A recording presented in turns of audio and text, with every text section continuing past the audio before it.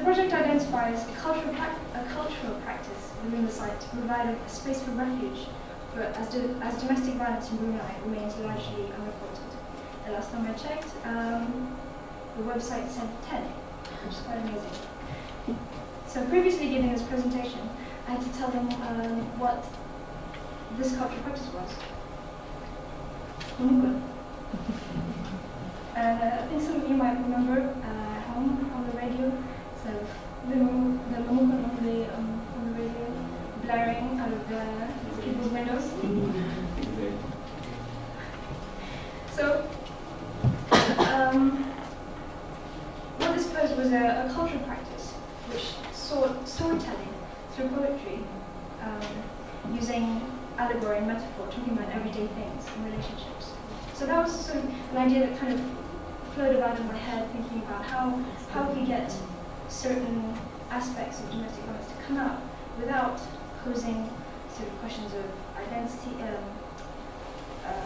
privacy, and making things public, which I'll get to in a second.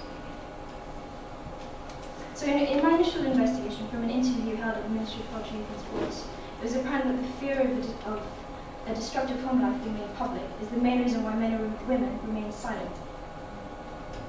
By allowing them to speak freely, perhaps through poetry, perhaps through storytelling, through gossip, as we all know.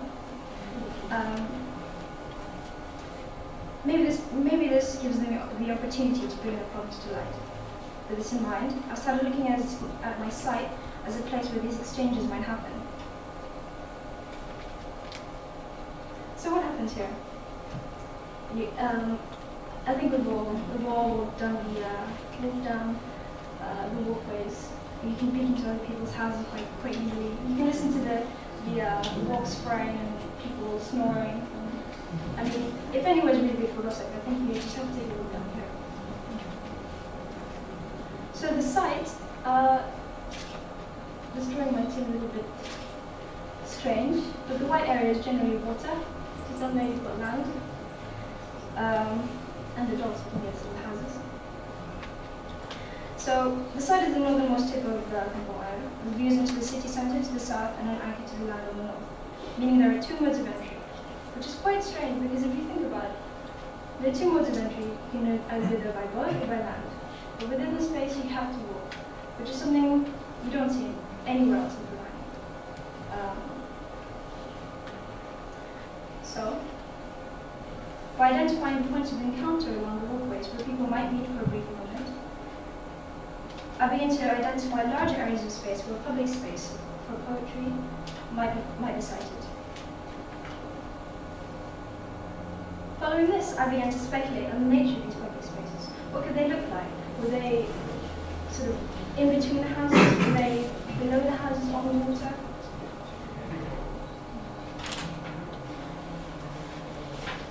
Could they incorporate other practices that are now on their way into extinction, like weaving, other stories woven into the fabric?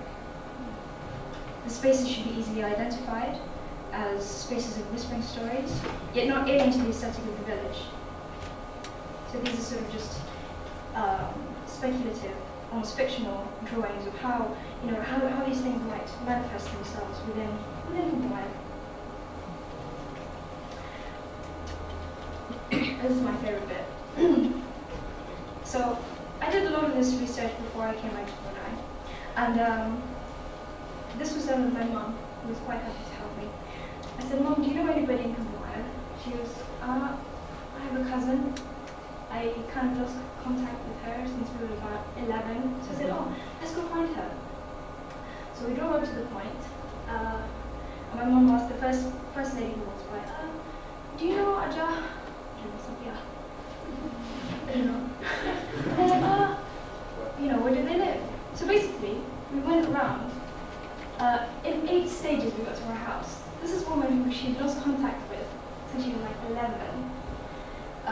By the end of the trip, my mom said, "I thought you were doing architecture." I said, "Yeah, well, this is architecture." So by speaking to people along the way, we eventually got to the site. The site, actually, her house. It was quite fun.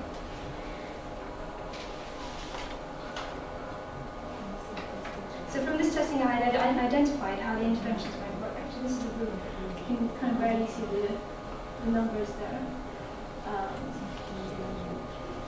On the yellow line.